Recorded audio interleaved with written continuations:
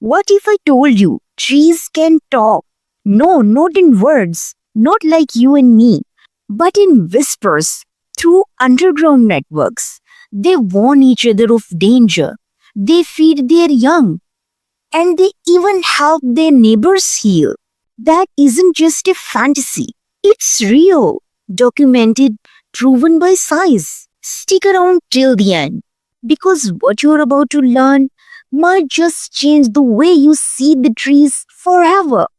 For centuries, we thought trees were solitary, passive giants, standing still, growing silently. But research over the past few decades has turned that idea upside down. In 1990s, ecologist Suzanne Simard from the University of British Columbia made a groundbreaking discovery. Trees use a vast underground network of fungi called mycorrhizal networks to share information and resources. Think of it like the forest's version of internet, often called the wood wide web. And the data being shared, its nutrients, warnings, and even carbon.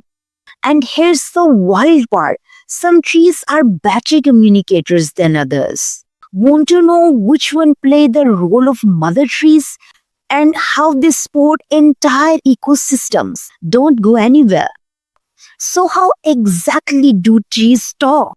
Through chemical signals in the air.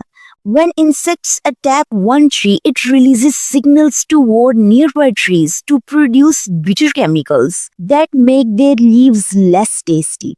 Through root connections and fungi, they send sugars, nitrogen, and even phosphorus across underground networks. 1 teaspoon of soil can contain several kilometers of fungal threads. That's how connected forest floors are. Mother trees.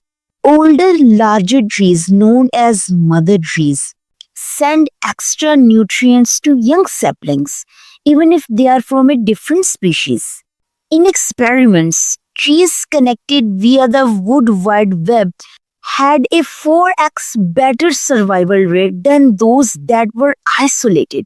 Suzanne Simard's experiments even used radioactive carbon to trace the movement of nutrients from one tree to another, and the results blew everyone away. Why should you care about trees talking? Because understanding how forests function help us fight climate change, deforestation, and even wildfire damage more effectively. Trees under attack from drought or insect infections can warn their neighbors, giving the forest a better chance to adapt. When we plant trees in isolation, in rows with no connections, they grow weaker and they die faster. Forests are not just a group of trees, they are families, they are networks. A single tree is powerful, but a connected forest is nearly unstoppable. So, next time you walk through a forest, remember you are not alone. You are standing in the middle of a living conversation, an ancient network, centuries in the making. Have you ever felt something different in the forest, like the trees felt alive?